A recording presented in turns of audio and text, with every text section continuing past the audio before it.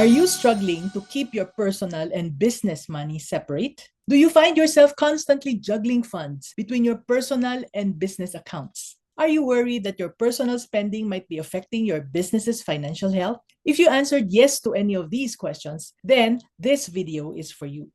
Hi, this is Mommy N, your Mommy Negosyo, and in this video, we're going to dive into the crucial task of separating personal and business finances. I'll be sharing 5 essential tips that every business owner should know, helping you to manage your money more effectively and set your business up for success. Now, what are these 5 tips? Here they are. 1. Open separate accounts. 2. Budget for personal and business. 3. Conduct regular financial reviews. 4. Pay yourself a salary. And 5. Use financial management software. So, are you ready? Let's get into details. Tip number 1. Open separate accounts. Yes, the first tip is to open separate bank accounts for your personal and business finances. If your business is so small that you don't use bank accounts and instead you pay everything using GCash or Maya, then open 2 separate accounts for yourself and your business. But that's too much trouble, Mommy N. This is the usual complaint that I hear. And is that your concern as well?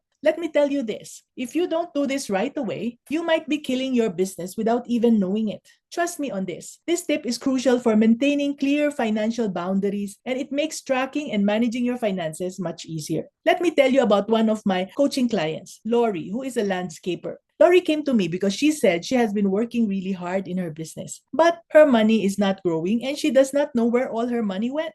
Her sales are so good that she has a long waiting list of customers who do not care how much she charges because they like what she does and how she does her landscaping. Now, when mentees and coaching clients come to me, I see the lack of money as a big symptom that something is terribly wrong in her business. We explored the possible root causes and saw that the biggest problem she had was that she managed her personal and business finances through a single account. She often found herself using business funds for personal expenses, like for buying expensive bags and going on vacation with her family. She did not know it, but it was leading to cash flow issues. So, the first step I asked her to do was to separate her personal money from her business money, even if she was the sole owner of her business. She was thankful that after she did this, not only did her business's financial health improve, but she also gained better control over her personal spending. Tip number 2, create a budget for personal and business finances and stick to them. This is what it means to live within your means. It's not only about your living within your budget, but even your business has to also be spending only within its budget. Why? Well, separate budgets ensure that personal expenses don't eat into business funds and business expenses don't eat into your personal money. There are many budgeting tools or apps to track both personal and business expenses and adhere to the set limits. I will not recommend any as of the moment because many of these are created every day. So just Google them and you'll find one that can work for you. You must have heard by now that as a teacher, I did not know any better about business, right? You already know that because of the many mistakes that I have committed and the trial and error that I did, I failed in more than 20 businesses before I learned the right way to make them work. Yes, we were very frugal and we lived within our means, but we did not live within a budget. And that was one of the painful lessons that I learned. If only we worked within a budget, it would not have taken me so long to turn our businesses around. Who knows? Some of them may not even have failed, right? So this is why I want you to learn this as early as possible. I don't want you to go through all the painful experiences I did, okay? Tip number 3. Conduct regular financial reviews. So after you have separated your money and created your budget, do this to stay on top of your financial health and make informed decisions. Set aside time each month to go over your spending, your earnings, and how much you adhere to your budget. In those years when our businesses were failing one after the other, we got into a very, very big debt. It may sound funny now, but at that time, so that we can sleep at night, we even avoided looking at our financials. Is it the same with you now? We just lived one day at a time, paying our suppliers from the sales that we got, and when sales were not enough, we would borrow from friends and relatives. Now, this practice got us deeper and deeper into debt. Are you doing that as well?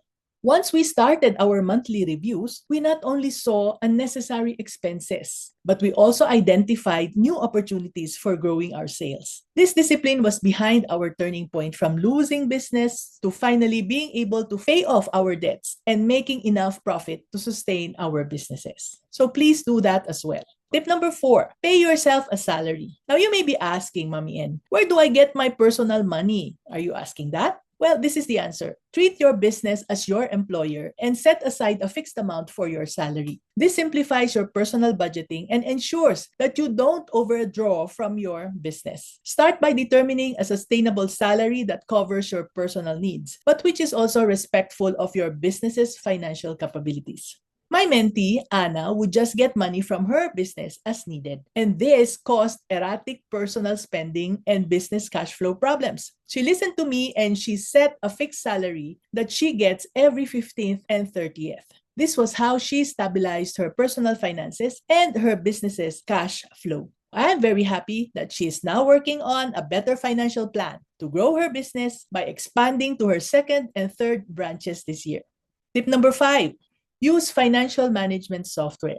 My mentees complain that listing down their sales and expenses takes a lot of time and effort. They have so much to do that this is why they always set it aside. Well, the solution would be to automate your financial tracking, I tell them. You'll know where and how you can increase sales, reduce expenses, and who knows, you may even know if there are people who are stealing from you once everything is in order. There are tools like QuickBooks and Peddler to manage your finances effectively. And as I said, many more are getting available day after day. Like one of my solopreneur mentees, Emily, who does digital marketing. She struggled with keeping track of her finances until she started using a financial management software. And she was very thankful that it transformed her approach to her finances. It gave her real-time insights and saved her the hours she used to spend manually tracking her finances. The bonus, she says, is that this allowed her to focus more on growing her business and less on tedious financial management. You see, navigating your financial journey as a business owner doesn't have to be overwhelming. You too can achieve clarity and control over your business and personal finances. Remember, the road to financial freedom and a successful business begins with these small but powerful steps. So, if you're looking to dive deeper into these strategies and more, don't forget to sign up for my newsletter. Together, let's empower your financial journey and pave the way to a thriving business and a balanced life. Stay focused, stay motivated, and let's make financial mastery a reality for you. This is Mami N, your Mami Negosyo, saying, be business-minded, Pinoy!